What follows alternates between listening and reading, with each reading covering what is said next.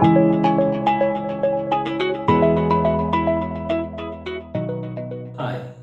ඔගොල්ලෝ හැම කෙනෙක්වම EDS Language School YouTube channel එකට නැවත වතාවක් පිළිගන්නවා. අලුත් වීඩියෝ එකකින් අලුත් පාඩමකින් ඔගොල්ලොත් එක්ක ඔයගොල්ලෝ මුණ ගැහෙන්න ඇවිල්ලා ඉන්නවා. අපි ගිය වීඩියෝ එකේදී සාකච්ඡා කළා. අපි ඒ වීඩියෝ එක අවසන් කරද්දී අපි කිව්වා වාක්‍යයක වැදගත්ම කොටස එහෙම නැත්නම් verb එක පිළිබඳව අපි ඊළඟ වීඩියෝස් වලදී සාකච්ඡා කරනවා කියන එක. ඉතින් අපි මේ වීඩියෝ එකේදී සඳහා ආරම්භකත්වයක් ගන්නවා. එතනම verb එක, ඒ verb එකේ තියෙන වැදගත්කම, ඒ verb එකේ තියෙන තීරණාත්මක භාවය මොකක්ද කියන එක අපි මේ වීඩියෝ එකේදී සාකච්ඡා කරන්න බලාපොරොත්තු වෙනවා.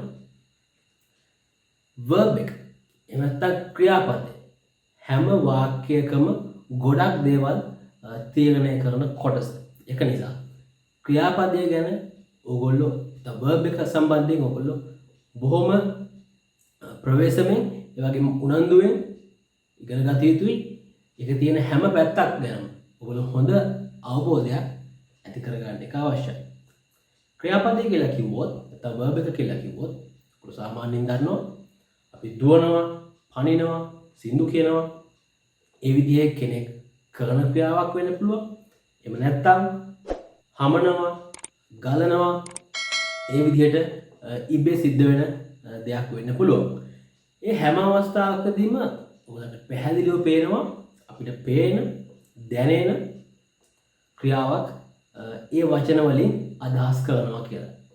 ඒ වුණත් ඉංග්‍රීසි භාෂාවේදී ඒ විදිහේ පෙනෙන දැනෙන ක්‍රියාවක් එහෙම නැත්නම් ඇක්ෂන් එකක් වීම අනිවාර්ය නැහැ verb එකක් වීම සඳහා. දැන් අපි සාමාන්‍යයෙන් ගත්තොත් අපි යම් පුද්ගලයෙකු වීම I am a teacher කියන වාක්‍යයේදී අපි am කියන වචනය ක්‍රියාපදයේ හැටියට සලකනවා.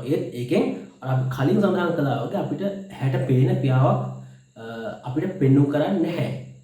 ඒ වුණත් ඒ වචනය ඒ වාක්‍යයේ ක්‍රියාවට එහෙම නැත්නම් verb එකට අදාළ දේ කරනවා. ඒ වගේම කෙනෙක්ට තියෙන යම්කිසි ගුණයක් she is very kind. දැන් එතනදී ඒ is කියන වචනය අපිට බැලුමටම ඒකෙන් යම්කිසි නිශ්චිත ඇක්ෂන් එකක් පෙන්වන්න කරන්නේ නැහැ. ඒත් ඒ වාක්‍යයේ ක්‍රියාපදයට අයිති දේ කරනවා. ඒ වගේම තමයි යම්කිසි දෙයක් අපිට අයිති කියන දේ අංගවන්න. I have two pet dogs. එහෙම කිව්වොත් have කියන වචනේ එතන ක්‍රියාපදයක කාර්යෂ්ඨ කරනවා. එතනත් අපිට අර කියන විදිහේ ක්‍රියාවක් පේන්නේ නැහැ. ඒ වගේම තව උදාහරණයක් හැටියට ගත්තොත් එහෙම අපි යම්කිසි තැනක ඉන්නවා, යම්කිසි තැනක දෙයක් තියෙනවා. he is at home කියලා කිව්වොත් එතනත් is කියන වචනේ ක්‍රියාපදයක් හැටියට ක්‍රියාත්මක වෙනවා. ඒ වගේම there are two glasses on the table කිව්වොත් එතනත් ඒ are කියන වචනේ ක්‍රියාපදයක් හැටියට ක්‍රියාත්මක වෙනවා. මේ verb එකේ වැදගත්කම ගැන අපි කතා කළොත් ඒ verb එකෙන් තමයි ඒ වාක්‍යයේ tense එක, ඒ වාක්‍යය මොන කාලයකටද අයිති කියන එක තීරණය කරන්නේ. අපි වාක්‍යයක් හදද්දී එහෙම නැත්නම් අපි වාක්‍යයක් කියවද්දී අපිට මුලින්ම කැච් වෙන්නේ, මුලින්ම අපිට ඒක ග්‍රහණය වෙන්නේ verb එකෙන් තමයි මේක මොන කාලයකට අයිතිද කියන එක. ඒ වගේම voice එක, මේක active voice, passive voice කියන කාරණේ තීරණය කරන්න පුළුවන් වෙන්නේ මේ verb එකේ ස්වභාවය අනුව. ඒක නිසා ඔයාලට අමුතුවෙන් පැහැදිලි කරන්න ඕනේ නැහැ. ක්‍රියාපද එහෙම නැත්නම් verb එක ඉගෙන ගන්න එක, තේරුම් ගන්න එක මොනතරම් වැදගත්ද කියලා.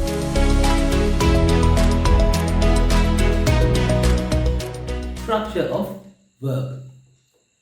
එහෙම නැත්නම් ක්‍රියාපදයක ව්‍යුහය. සරලව කිව්වොත් ක්‍රියාපදයක් හැදිලා තියෙන විදිය. අපි සාමාන්‍යයෙන් ගත්තොත් අපි ලියන, අපි පාවිච්චි කරන වාක්‍ය වලින් 90%ම මේ ක්‍රියාපදය වචන කීපයක එකතුවකින් හැදිලා තියෙනවා.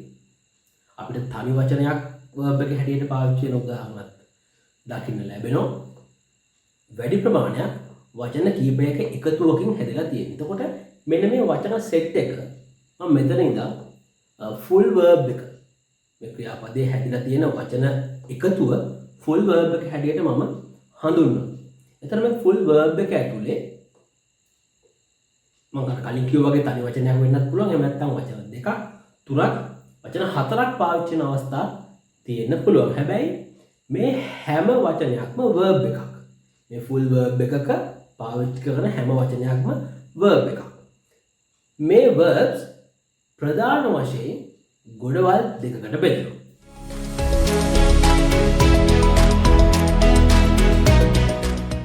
මේ ගොඩවල් දෙක තමයි auxiliary verbs and lexical verbs කියලා කියන්නේ.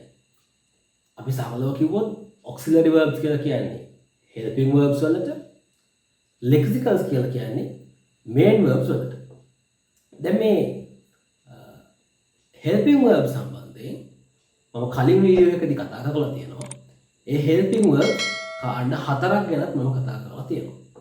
ඒ කාණ්ඩ හතර ආයි ඔයගලන්ට මතක් කරොත් do verbs, have verbs, be verbs සහ modals. එතකොට මේ do verbs කාණ්ඩයට ප්‍රධාන ක්‍රියාපද තුනක් වැටෙනවා. do, does සහ did. ඒ වගේම have verb කාණ්ඩයට ප්‍රධාන ක්‍රියාපද තුනක් වැටෙනවා. have, has සහ had. be verb කාණ්ඩයට ඒ වගේම ක්‍රියාපද ප්‍රමාණයක් තියෙනවා. is, am, are, was, were, been, සහ be. අපි modals verbs ගත්තොත් එතනත් verbs ගණනාවක් තියෙනවා. අතරින් can, could, should, would, may මෙන්න මේ වගේ verbs ඔයගලන්ට මතක් කරලා දෙන්න පුළුවන්. එතකොට මේ helping verbs එහෙම නැත්නම් මේ auxiliary verbs ගත්තොත් විවිධ තැන්වල ඔයගොල්ලෝ සර්ච් කරලා බැලුවොත් මේ verbs ප්‍රමාණය ගැන විවිධ සංඛ්‍යාවක් දකින්න පුළුවන්. නමුත් basically මේ auxiliary verbs එහෙම නැත්නම් මේ helping verbs 27ක් ඉංග්‍රීසි භාෂාවේ තියෙනවා.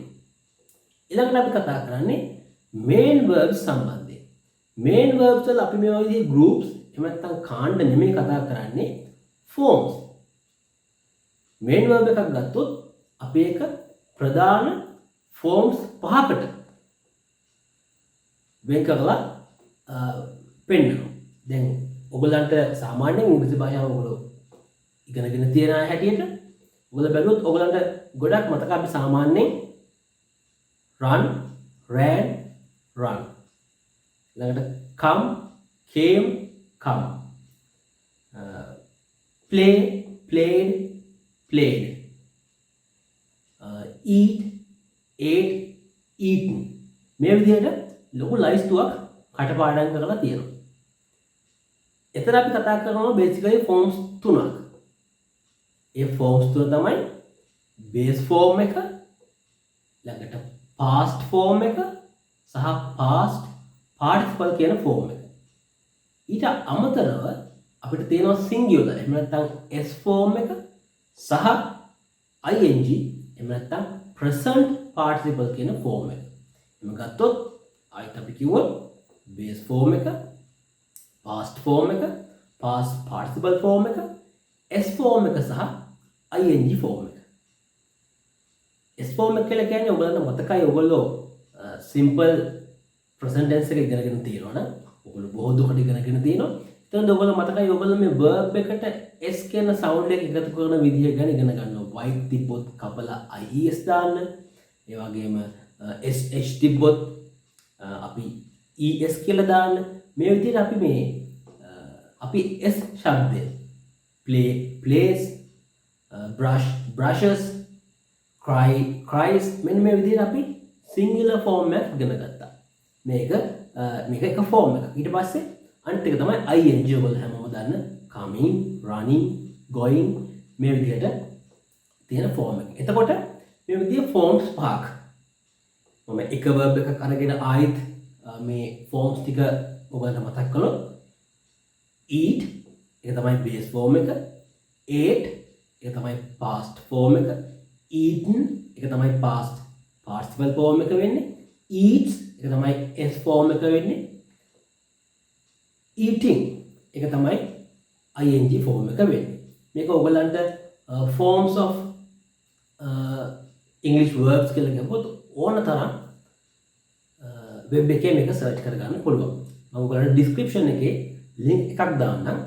ඔයගලන්ට අවශ්‍ය නම් ඒ link එක හරහා මේ verb forms බලා ගන්න පුළුවන්. නමුත් මට කොහොමත්ම විශ්වාසයි ඔයගොල්ලෝ ගාව මේ list එක යම් කිසි පොත්වල එහෙම නැත්නම් ඔයගලන් කලින් පාඩම් වල මේ list එක ඔයගලන්ට මුණ ගැහිලා තියෙනවා කියන එක.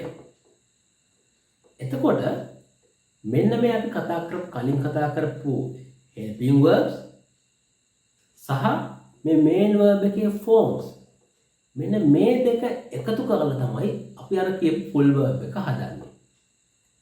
මෙතනදී හැම වෙලාවෙම ඔයගොල්ලෝ මතක තියාගන්න මේ full verb එකට අපි අර කතා කරපු main verb එකේ forms වලින් හැම වෙලාවෙම එකයි පාවිච්චි වෙන්නේ.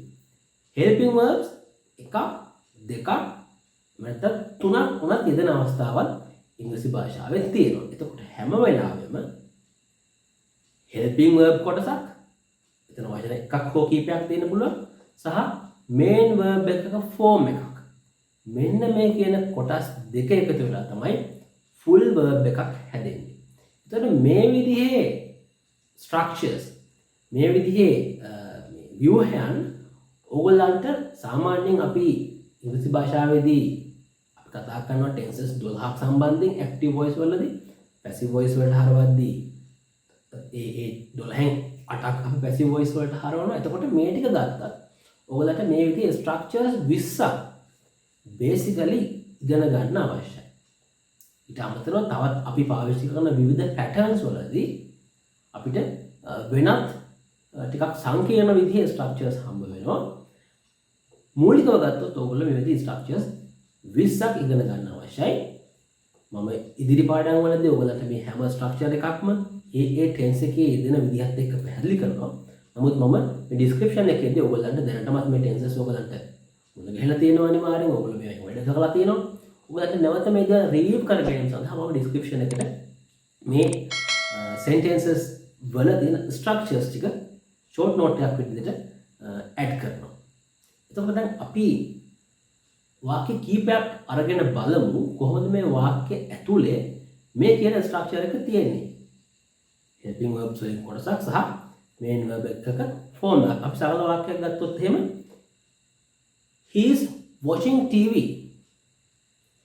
ඔහු රූපවාහිනිය නරඹනවා. එකක් ගත්තොත් is watching. එතන ඔයගලන්ට පේනවා is කියන helping verb එක සහ watching කියන ing form එක ඇවිල්ලා තියෙනවා. I didn't take my lunch. මම lunch එක ගත්තේ නැහැ. එහෙම කිව්වහම didn't take කියන වචන දෙක තියෙනවා. did කියන එක අපි ගන්නවා අපේ helping verbs group එකකින්. ඒ වගේම take කියන එක base form එක හැටියට අපි ගන්නවා. අපි passive වාක්‍යයක් අරගෙන බලමු. The lunch is being prepared. අපි එහෙම ගත්තොත් එතන තියෙනවා is being prepared කියන වචන තුනම is being කියන දෙක අපි අරන් තියෙන්නේ helping verbs වලින්. prepared කියන past participle එක prepare කියන verb එකේ form එකක්. ඒතර main verb එකක form එකක්.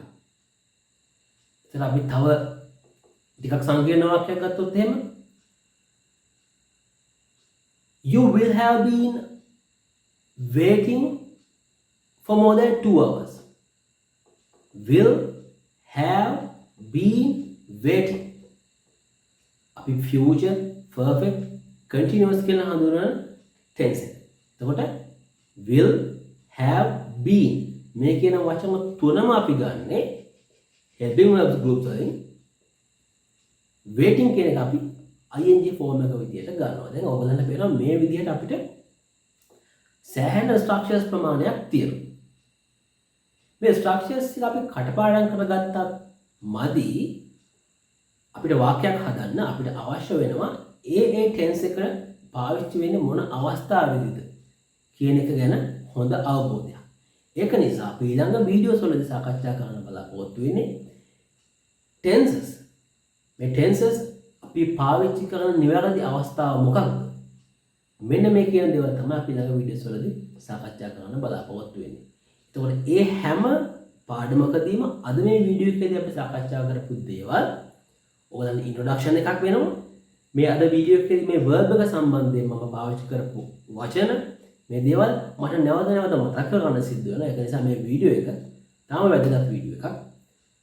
අපි ඊළඟ වීඩියෝස් වලදී කොහොමද මේ ටෙන්සස් සම්බන්ධයෙන් අපි ඉගෙන ගන්නේ කියන කාරණේ සාකච්ඡා කරමු. බොහොම ස්තුතියි. Thank you.